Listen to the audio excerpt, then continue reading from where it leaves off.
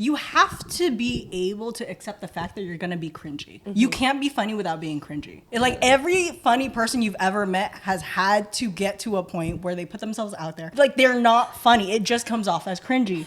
But when you push past that is when you get to the actual humor.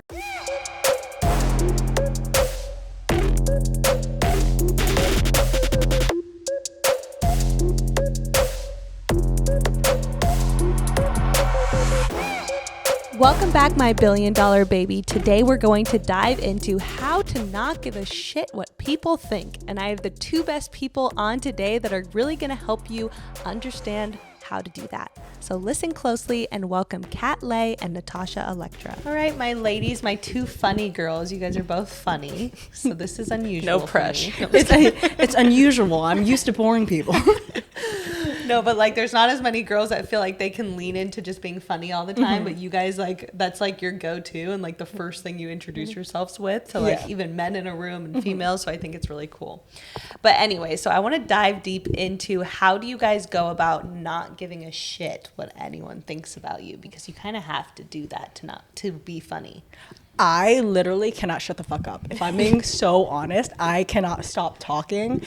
And I used to have such bad social anxiety where I couldn't sit in silence. So to compensate for that, I would fill the space and just keep like word vomiting. And over time, I've just given up so much information about myself that used to embarrass me that now I feel very numb to it.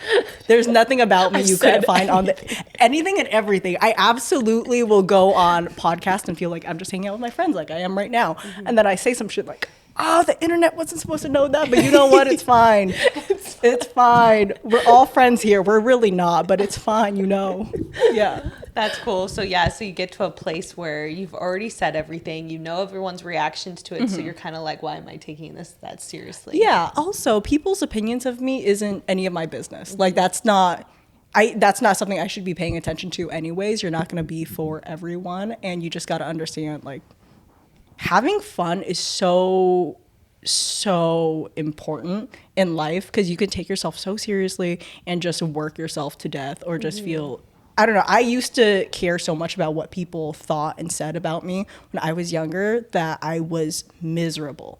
And now that I'm older and I just stopped giving a fuck, I feel like I've never had so much fun in my life. Yeah, and you find the people you actually connect with. Because I used to think, because I was so shy, and I would be in conversations with people, and I was like, why is this so awkward? And I was like, it's probably me. It's me, because I used to be shy, blah, blah, blah. And then instead just realizing, like someone pointed out to me, you don't vibe with everyone. Like some people get your like weird humor in the way we are. So it's like, and then some people you just don't vibe with, and it's going to be awkward, and that's fine.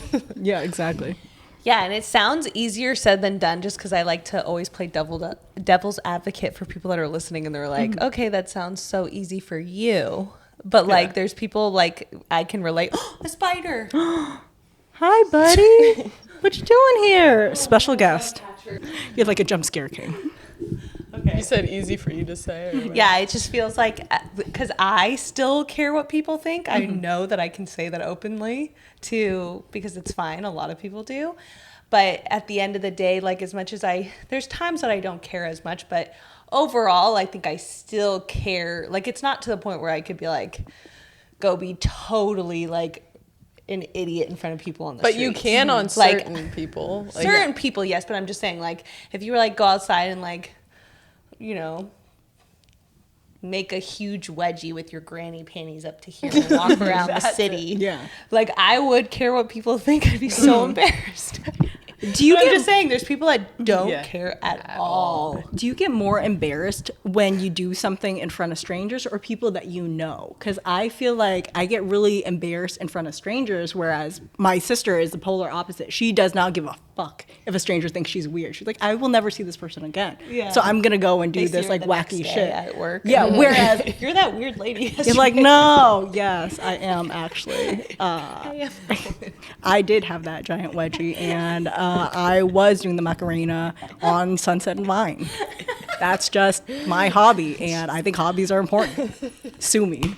God forbid a woman have hobbies these days, you know? That's hilarious. Yeah, definitely in front of strangers. I still care. I mean, there's certain things where I'll be like, okay, get over it, Tara. Who cares? Like, but I'll have to remind myself that. Mm-hmm. Yeah, so I do still have it. You do too, right?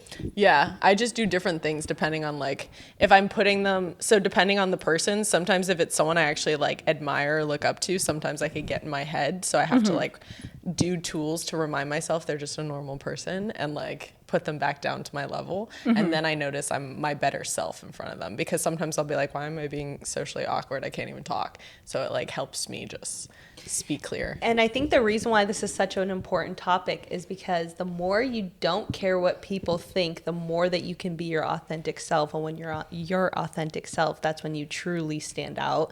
And that's when people aren't like, oh, you're just like everybody else. Like you can actually stand out and people will be like, oh, you're so unique, or you're memorable, I'll never forget you. Or like you can create a career on social media, because a lot of people that create careers on social media, it comes from having to get over what people are thinking about you, which is really hard to do. So what are like first initial steps that helped you guys like break through caring? Because also that comes with being funny, is yes, having to not care. Mine was a lot of filming myself, like seeing myself on camera. And then I did it a lot on TikTok. I got to practice because sometimes, like, especially when you're first growing on TikTok, it's a bunch of people that don't even know you. So I would just post videos and just do trial and error, seeing what I liked, what I vibed with. But also just seeing yourself on camera can really, like, make you see, okay, like, get more comfortable with yourself, one, and then also tweak things to make yourself like more into the person you want to be, and make sure you don't come off socially awkward and things like that. Yeah, for me, I was always so incredibly petrified by the idea of like people looking at me, because when people are paying attention to me, I always assumed I was doing something wrong. Like, oh, I'm making an ass of myself right now. I'm not following directions properly. And so having people perceive me and watch me do something was always so incredibly nerve-wracking. And I ended up forcing myself to get into like the drama department in my high school. Oh, cool. And I ended up going to college at USC for theater, to like, it's just one of those things where it's like, oh, I have a fear of public speaking. Maybe if I keep doing this, I'll get better at it. And then eventually it got me out of my hometown, and I was able to get to LA, which is where I wanted to be initially. Ever since I was younger, I was like, I want to be in the city. I want to live like this city life. Everything around me right now just doesn't feel like this is going to help me grow as a person. And so being a theater major helped me do that. And I stopped caring about what I did on stage, because I'm just playing a character. And social media is different, because you're not playing a character anymore. This is you. And that's where I had almost like a second breakthrough with it, where I was so comfortable pretending to be someone else or something else that I didn't know how to just sit and be myself online. Because now, if the world doesn't like you, it's not like, oh, they don't like this character you're playing. They don't like you as a person. They don't fuck with you. They don't like your hair. They don't like the way you speak. They don't like the way you walk, the way you talk. Like, every single thing that they're nitpicking is inherently who you are at your core, rather than like a character choice. So true. Because it's now not like, oh, you're telling me I'm not doing a good job at this performance. You're just saying you don't like me as a person. Suddenly I'm like, oh, I'm sorry. Yeah. What did I do? There's like two things with that. Number one, I love that, and I think that it's good for a lot of people listening. There are so many people out there that you can look at and be like, wow, you come so naturally to you. And like, oh, you're so naturally funny, or you clearly are so comfortable on this podcast. Like, it just seems easy for you. But like you said, it's like, okay, you took your weakness and then turned it into a strength. And I know you have done that too, Natasha.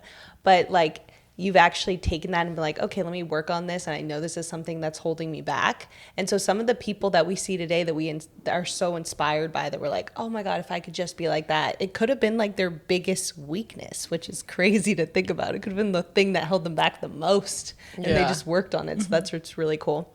And then number two is, what I've seen too, that came to my head, is there's a lot of actors that I've met, and me and Tasha talk about this a lot. There's some actors that I've met that are like so amazing on camera, and like I've even seen where they've been on camera and then they've came off camera and they're like mute, and they like don't have a personality. Yeah, some people are so good at turning it on, and then afterwards it's like, you're like, what character are you turning in afterwards? Like, you're so good at this thing, you're so good at your job, that now I have no idea who you are as a person. It Like scares me. It scares you?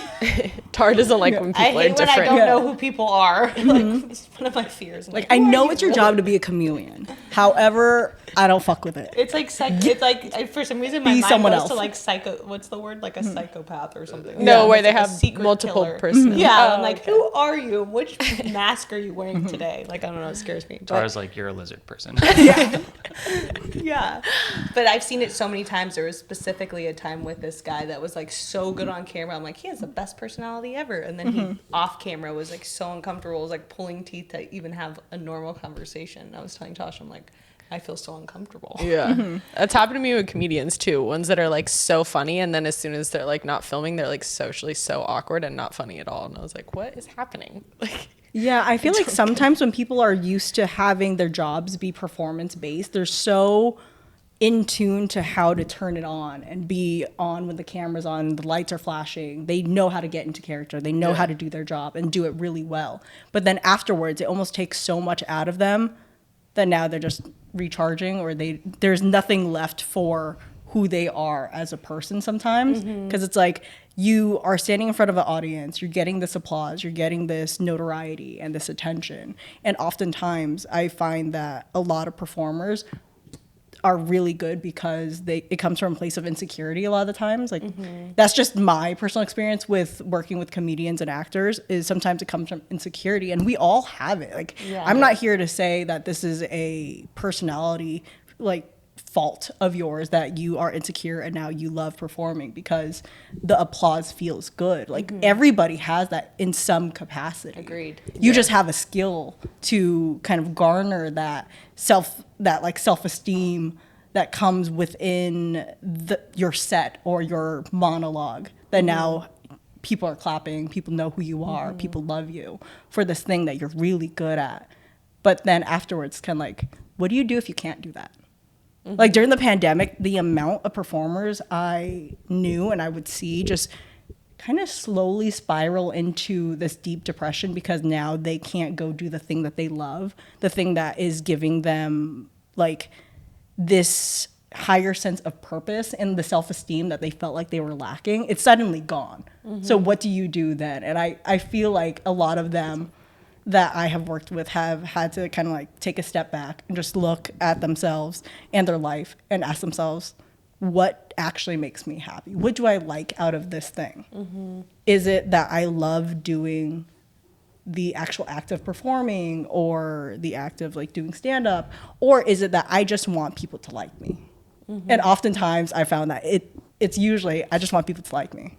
Do you think every single person that puts themselves out there like that, it's just rooted in that?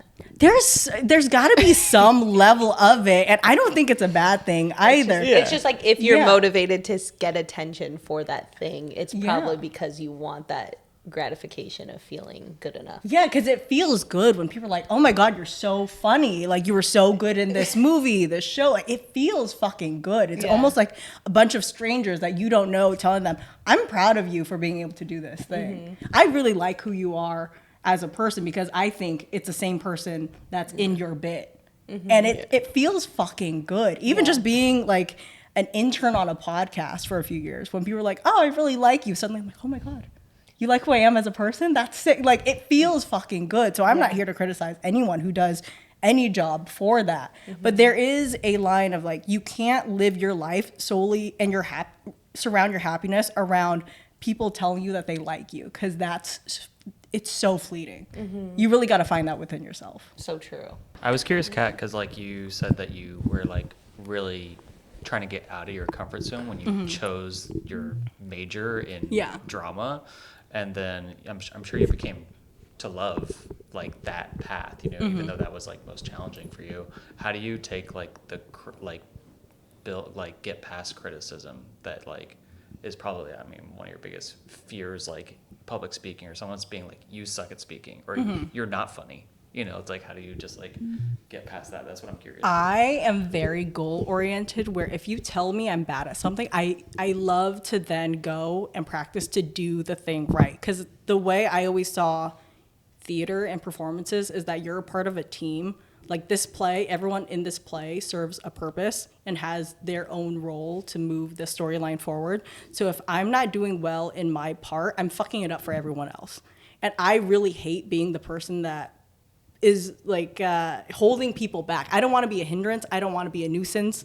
I just want to come here and do my part and do a good job. And so criticism was never something that I really struggled with when it came to theater, because I feel like you can work at it. I can practice and get better at acting. I can practice and get better at performing. But when it comes to being on a podcast like this and you're just talking about your opinions and your feelings and people say, I still don't fuck with you, there's nothing I can do. Like, I can't change my whole personality to be liked by this one person in Missouri who wants me to shut the fuck up. Like, I'm so sorry, Bob, but I'm here and you can definitely log off. Don't you feel like those made you stronger though? Because the amount of criticism I got on social media just made me not care at all anymore. Because I was like, they've already said the worst they can say. Yeah, and I also feel like at a certain point it gets funny, because one of the biggest things that people used to make fun of me for when I first started podcasting was nobody knew what I looked like. I was just a voice for a while. And people would say like, oh, she sounds like a really like fat butch lesbian. And I was always like, I know I have a deeper voice for a lady, but what you're telling me is when men tell me like, oh my God, you sound like me as an insult, I'm like, you're telling me you sound like a bitch. You're telling me you sound like a lady. And I don't know if that's the flex you think it is, but by all means, sure. Sure. Yeah, sick. Thank you so much, Michael from fucking Phoenix, Arizona. One of the things I want to say is like props to people that go on podcasts, because you really are just being yourself, and that's like very vulnerable than playing a character. Is like playing a character is still like you're hiding behind something else, whereas if you're on a podcast you have to you don't really have lines, you don't know what we're talking about, like you didn't even know what we're talking about today, you just hopped on. It almost feels like you're bearing your soul in a way, being like, hi. It's almost like trying to make friends, and then the person you're trying to be friends with when you're in elementary school is like, I actually don't want to hang out with you. I don't want to be your friend. Like, oh, sick. Yeah, sick. I'm gonna go over here now. That's fine. I'm gonna go hide under a rock. Thanks so much, Sammy. Love that for you. Is there something that you guys have broken through in life that you would want to talk about to do with this topic that would help people, that you feel like would be good to like share?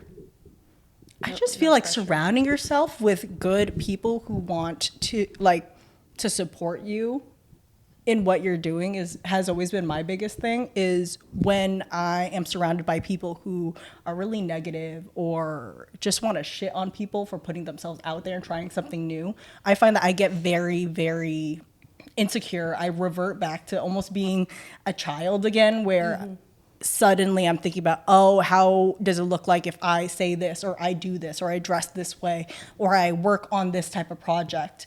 How would it look like to people if I did X, Y, and Z, versus being surrounded by people who are just happy and positive and are proud of me to go and put myself out there and try. Suddenly I feel so much more comfortable to be silly and goofy and more authentic to who I am, versus trying to put on a more constructed version of what I think people want to see. Exactly. That's so true.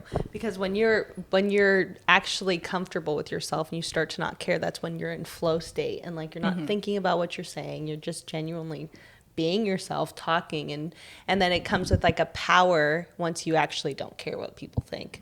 And then that's when people are so drawn to you. Like I can just think of a bunch of people online that you could tell are like so unapologetically themselves, and like so many people gravitate towards them because they're like, that's so cool. You've said that a lot. You said that's what you like about comedians. Yeah, that was my favorite thing about comedians, is making light of even just like trauma pretty much that they had in their life, or things that like a lot of people wouldn't say out loud. And yeah, that's what I loved about them most, is like, putting themselves out there in a way that probably wouldn't be like the best, but then figuring out a way to make it funny for other people. So I was like, I fuck with that. Yeah, the honesty and vulnerability that comes with being so incredibly nitpicky about shit that you like is silly to make fun of during a set is so endearing. It's like I love when people are a little bit more self-deprecating, because now I feel like, oh, no one's taking like ourselves seriously, so I don't have to either. Okay, it's cool. I don't have to pretend like I'm cool. I could just be me. And because they point out stuff that you may not notice that you think as well. And then you're like, oh my God, I relate to them. Okay, like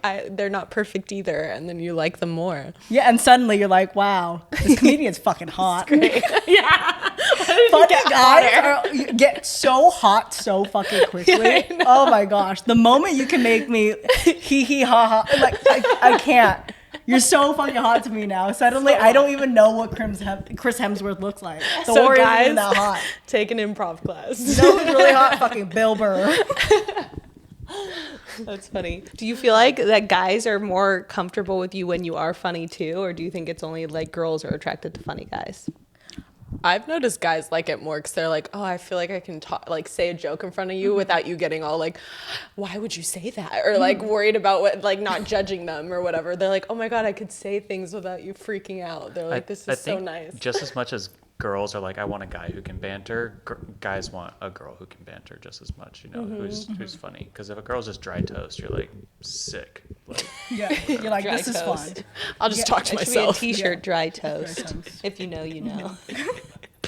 I find that depending on how I meet a guy, they're more attracted to me if they don't know I'm funny. So if they don't know my background in podcasting, they've never heard me speak or do anything, they've never interacted with me. If I meet someone who only knows me from social media or only knows me from a friend of a friend, and they're like, oh, what does she do? Like, okay, I do OnlyFans and I do social media. They're like, okay, they have like this idea of what somebody who does social media, especially girls. I feel like a lot of people give girls who have social media as a career a really hard time. Like, oh, this is some vapid career choice that is only going to last for as long as you're hot. And then you meet them and they're always so fucking smart, so hardworking, so diligent about their work. Like, very often these are just young business women. So I hate when people are like, oh, social media is fucking stupid. You only think it's stupid because it's a woman ran industry. That's really it. This is one of the few industries where women are like leading the way and making crazy money. So shut up. But That's interesting to think about. But when guys don't know that I'm funny and suddenly I'm funny, I'm like, oh, I just fucking made you cackle out of your pants. I made you cackle through your fucking chonies and it's on. You're in love with me now. And I love that for you. Yeah. There's nothing that feels more fulfilling for you guys than like making someone like getting a good joke out that everyone laughs. Yeah, especially when they don't know. They're not expecting. Because you just think I'm a cute girl. Little do you know, I'm slightly autistic and really funny. And that's where I charm them. Didn't even see it coming. If someone wants to be funny, it comes with having to let go of judging what you're about to say, which I've learned. Mm-hmm. You have to like kind of be in flow and be completely okay with just bombing, right? You have to be able to accept the fact that you're going to be cringy. Mm-hmm. You can't be funny without being cringy. And like every funny person you've ever met has had to get to a point where they put themselves out there and all their jokes fucking suck. Their timing sucks. Their cadence sucks. Like they're not funny. It just comes off as cringy. But when you push past that is when you get to the actual humor. You gotta, it's like anything else. You have to practice to be better at it. Mm-hmm. And you find your voice. And even outside of just doing stand-up or comedy, like as a person you find your voice the more you're interacting with people, the more you spend time with yourself and you're doing self-reflection of what do I like, what do I find funny, what type of jokes make me laugh, and you kind of form your own opinion and your own voice that way. And that's how I've been able to develop my online persona and like my personality. So I just feel like you got to be cringe. You got to know you're going to be cringe. It's fine. We all are. I was going to say too, I think that for people that want to not care about what other people think, starting with trying to be funny and working on being funny is a perfect gateway to stop caring. Yeah. Because you have to do that. Yeah. Yeah, like little tools that I did was I was just listening to like funny podcasts and movies and just getting in that jokey mindset before I went out and like socialized with people. So that helped me coming from more of a shy background. And then studying, like also noticing when I was joking with people, like what landed and what didn't, and then slowly over time, like getting better. Mm-hmm. But yeah. And you should probably practice on your closer friends. Oh, yeah, to absolutely. start. Maybe don't do like that really weird niche joke on a stranger. Maybe don't do that first time around. I've done that. Yeah, I'm just Natasha like, has ooh, done that. these are not I'm landing. like, Natasha, you But can't then- say those jokes right in front of these people. They're not But going to know then you're I joking. almost end up messing with them more because I'm like, they think I'm serious. Now I want to fuck with them more. I was like, As long especially as if you're I've had a having fun. drink. I feel like as long as you're having fun, go for it. Do the bit. It's fine. Because no one's ever expecting like a pretty girl to be like actually saying a joke. So you're just like, Yeah. oh, I'm just gonna mess with you now. Yeah, and even if it flopped, like I was drunk. I was buzzed. Of course, I wasn't gonna land that joke. I don't even know what I said. You're drunk. I wasn't even there. But that was something I did too to help me because I did notice I was using alcohol to socialize. So I quit drinking for like almost a year and then like forced myself because you don't realize you use it to actually like have a personality sometimes. So you're not actually growing. So as soon as I took away the alcohol, I could see like, oh, okay, this is where I need to actually push myself more and put myself more out there and get more comfortable with it. Because when you drink, it's almost like a cheat code. Yeah. So I'm like, and I can't do that on podcasts all the time. Come show up drunk. So Right? Suddenly you're an alcoholic 6 months in. Like, But I've that seen a helps lot to of people reform. do that. yeah, It's sad. they do. There's people that take like hard drugs just to do like little things like photo shoots and stuff. I'm like, Jesus. I'm like, it's not that deep. I Yeah. promise. You don't need it. You're beautiful. Put it down. Put it down. Put it down. Okay, so let's play a game. What would you prefer? Stability or adventure? I think at this point in my life, I want to say adventure, but that sometimes adventure doesn't always mean it's like a good thing. I'm always very cautious about things. I'm very like, I'm gonna get kidnapped, I'm gonna get killed, and I'm just going to Ralph's. I'm just going to Ralph's, but I'm gonna get kidnapped again. I know it. So I love stability for that reason, because in my head, I could have fun with anybody. So I'm the adventurer. It's fine. I don't need that. Just keep me safe. You know, I need to be in like a little bubble boy situation where nothing can hurt me, and I'll have fun. I'll figure it out. What about you? Yeah, I noticed that too because I would say stability as well, only because I went traveling for like 2 months. And the thing, you would think, oh, that's so cool. But I actually got bored. I was like, I miss having like my structure, my routines and stuff, because then I'm reaching goals that make me feel more fulfilled than even just traveling or those things. So I could travel for a short period of time, but after a while, I'm like, I need fulfilling stuff. So stability. What would you prefer? Laughing the whole time on a date or getting deep? You have to pick one. Laughing. Oh my gosh, laughing. Otherwise, I feel like I turn into a therapist, and I just I will That's me be in. Your sister was telling me about this, that like you can look into somebody's soul and just like have these heart-wrenching conversations. Like, why do And it's people like, cry to me and laugh with you? I literally met her 10 minutes ago, and suddenly she's crying about her pet chinchilla that died 3 weeks ago, and I have no idea what's happening. It was named after her grandmother. We're best friends now. It's fine. It's fine. Yeah. Yeah, Tar's great at it. Yeah, I'm like, I would prefer to get deep. I love it. Okay, let's read some comments like we discussed. X Christmas tip. Put your boyfriend at the side of a family photo in case you need to cut him out of the picture.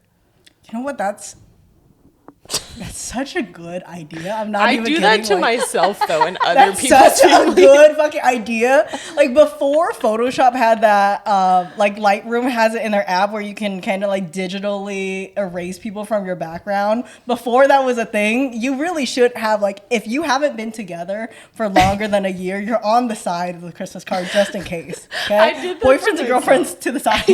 I did that to myself, like at a boyfriend's Christmas family gathering. I was like, and they were all like Vietnamese, so Yeah. I was like the only whitish person. So Yeah. I put myself just right on the edge. I was like, who knows? Like, I don't want to ruin your picture. Who knows like, where cut this is me gonna out. go? You can Photoshop this, you can cut it out later, and it doesn't ruin your family.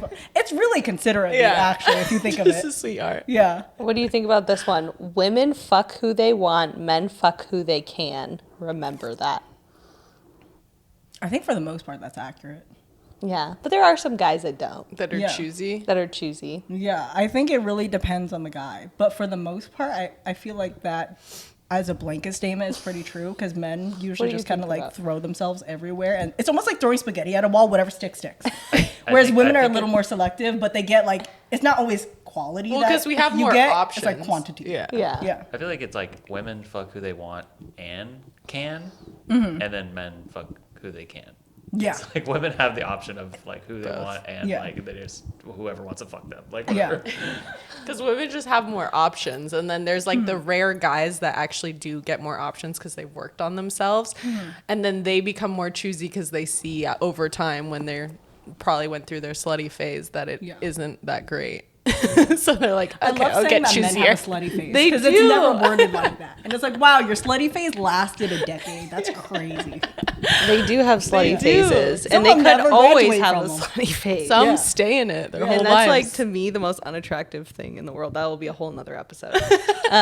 Okay, I think your 20s are spent worried that you aren't hot enough, and your 30s are spent figuring out how you can get back to being as hot as you were in your 20s. That's sad. No, I got hotter as I got older. I agree with that Same. wholeheartedly. I feel like I'm hottest in my I feel 30s, like and then it your died. peak isn't until you're like, you don't really hit peak hotness until you're like in your late 20s, because you're now you know how to do your makeup, you know how to style your hair, you know how to dress the way you want to dress. You're more confident with just like life experiences.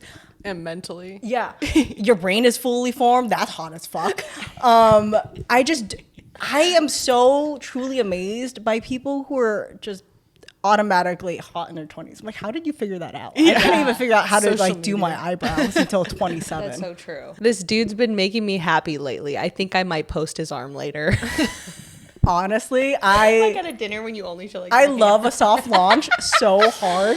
Yeah, Soft launches are so much more fun than hard launches. I almost wish, I tell my friends this all the time, if you're gonna soft launch a man, just never hard launch him, please, because it's so much more fun. The tease I don't is want to better. know. Yeah. Like, have you guys watched The Proud Family on Disney Channel? Yeah. I want like all of my friends, boyfriends and girlfriends to be Wizard Kelly. Like, I want to know you have a significant other. I don't want to see anything else. It's more fun not knowing. Like, I want Wizard Kelly and I want Miss Sarah Bellum from the Powerpuff Girls. Never show a face, just hard launch the extremities. That's it. I saw a Yeah, recent- because then their imagination could go wild. Yeah. I saw a recent toxic video. It was like everybody has the one like husband friend in the group that all the other girlfriends will use like the leg or the arm like to absolutely. make like their ex jealous. Yeah, absolutely. Oh my God. Or sometimes when you're down really bad, I've done this with my sister and my cousins where if it's a group of girls and one of them need to make a guy jealous, this is what like my cousin group used to do in high school. Like, we would take whoever had the thickest leg out of all of us, put it in like jeans and then like sweatpants and just like put like the dry tech Nike fit on and just like sprawl out and take a photo, and suddenly you think they're with a guy and everyone's hyped for like 40 minutes posting on the story like, did he see it? Did he see it? Yes. Did he see it? He'll never know. Tell him he doesn't go to our school. It's fine. He'll never know. That's hilarious. Okay. If someone is flirting with me, I need them to literally say, I'm flirting with you, or else I'm like, wow, they're just so nice. No. I'm almost the opposite of that, where I do that, but not because I don't realize they're flirting with me. I just want a man who's gonna say it with his chest. Yeah. So I will play dumb for as long as, but I didn't know you liked me. I didn't know. I know we've been like in a situationship for a year, but I don't know. You didn't tell me. You didn't say you liked me. I need it verbatim. I need you to basically like shout out at the rooftops. I'm like, oh my God, you have a crush on me? I thought we were friends. That's crazy. Oh, I love how these things work. That's a good one. Yeah, because girls always know when Yeah. a guy likes them. At least for me, I always know. You get a hint. I know you're pretty bad at it, but I think you get I'm a Are you hint. bad not at it? as bad as I'm not as good as you are, but I Yeah. can catch it sometimes, and then I'll be like, yeah. I just like act like I don't notice if I'm not interested. Yeah. You're Right like, over my head. You're like, what? He's just being nice. He's so Hey, sweet. buddy. Such a nice How guy. you doing? No, we can't have dinner on Saturday. Silly I'm goose. busy. What about this one? When you made plans when you were in a social mood, and now it's time for the plans. Oh my God, no, That's literally. me all the time. That's why I hate doing plans far in advance. I prefer it because I work so much, Oh, I and I can can't. mentally get myself ready. But it's usually because I work so much that I'm crying. Yeah, and then you go out and you have the best time. You're like, why was I stressed about this? Why Yeah. didn't I want to show And up? I know I want this for myself, but in those moments when you're like, oh, I have to shower, shave, do everything, it's because the getting ready. It's If the you were getting a guy, ready. If I could just walk if you could out. just roll out the house, those dicks, Done. literal dicks.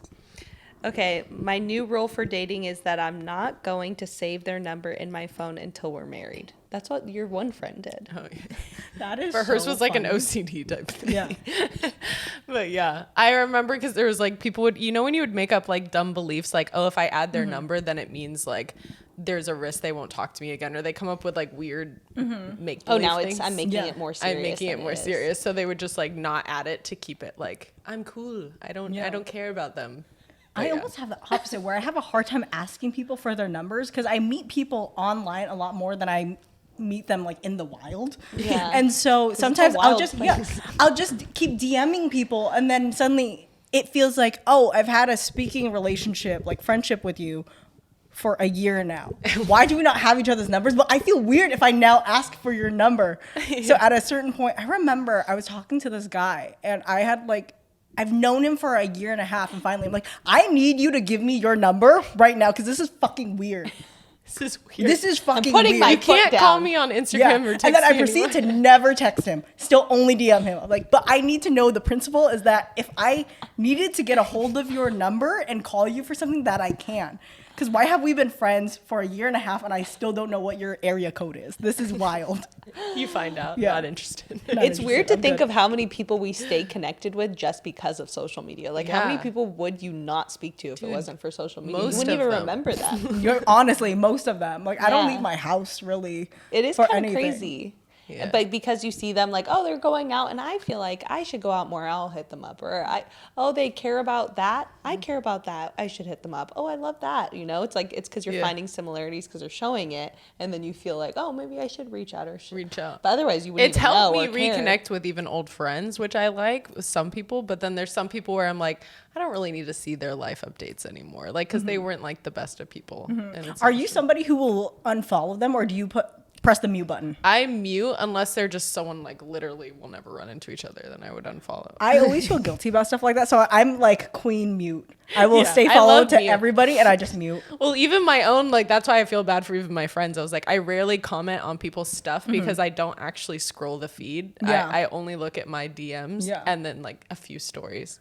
When I have a crush on a boy, I like to mute him too. 'Cause Yeah, I feel- you're like, I don't. Somebody posted online, I forgot where it was. I think it might have been a TikTok video, a girl saying that a crush is just lack of information. Yeah. I'm like, that's what that is. Yeah. I don't really Oh my like God, this like in guy. the I just love don't line. know enough about him to get the ick yet. Yeah. I'm just going to mute him for a while because why do I have a crush Yeah. on a man right now? Yeah, This isn't chill. it's I don't very like this. true. You're Wait, like, that I want to is so see true. less. I And want I'm to like- see less because I'm getting attached and now suddenly I feel like a puppy dog. I think it's different when I like someone versus when I have a crush on someone. When I have a crush on someone, I feel so helpless and I can't regulate my feelings properly, so you have to be muted. For my own sanity, Yeah. I cannot see your shit. I need to cut you off like you're like a bad habit. And you assume And you might be like sometimes- such a nice person too, but like I can't do this right now. I don't hate you. I just like I have a crush on you and I don't know what to do with my hands or my feelings. Plus, you can assume things that aren't even real. So Yeah. it's like, it's nice to, like, he posts a picture with a girl and you're just like, oh my God, he's dating her now. And he's like, it's my Yeah. cousin. But, like, you could just assume the worst. So Yeah, it's because like- why am I on her Instagram 20 weeks back at 3 a.m.? Why? need This isn't healthy for me.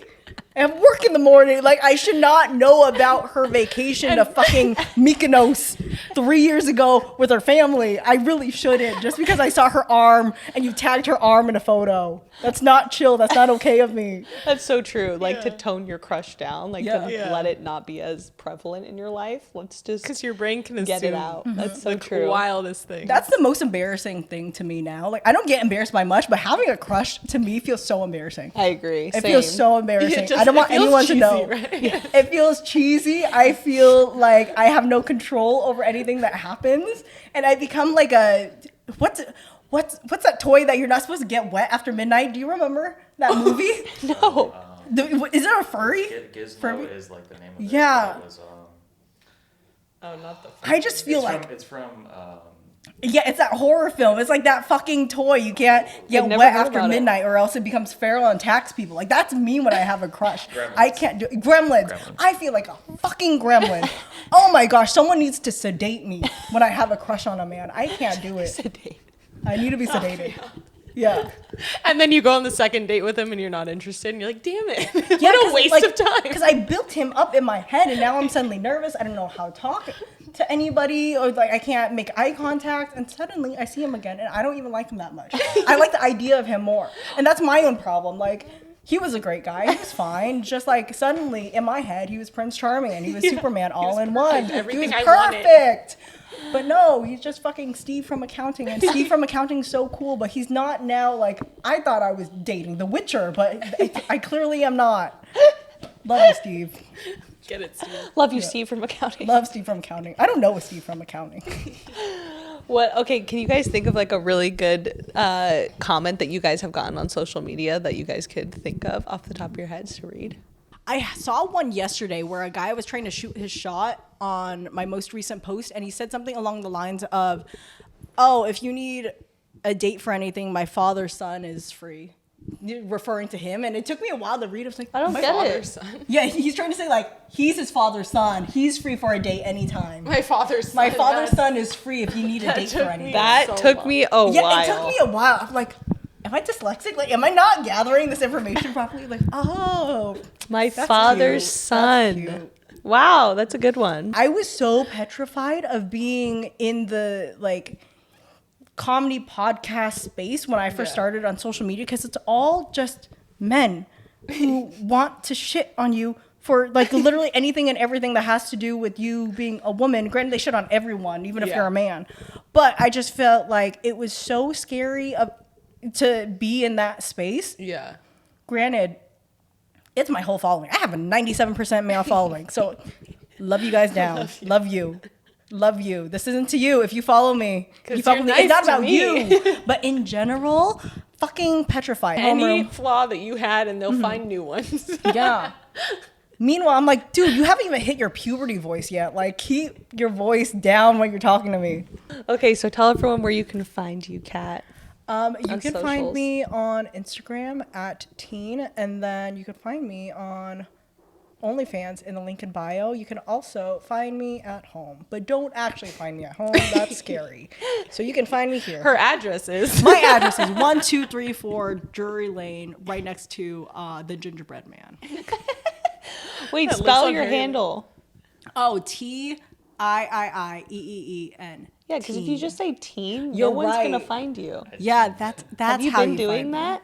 Huh? No, I don't. Yes, you have. Maybe We're fixing that. We're fixing that. Okay, that's where you find me. And then Tosh. And who are you? And I'm Tosh. I'm at Tosh 9 p.m. on Instagram. Thank you guys for coming on, my cute little funny girls. Thanks for having me. Thanks, Mommy. Boy. Aww. Thank you, my billion-dollar baby. As you know, I read all of your comments. You guys say such amazing things, and I love hearing what you guys want me to talk about next. So please keep leaving the comments and subscribe. As you know, I will be back every Tuesday, so I'll see you next week.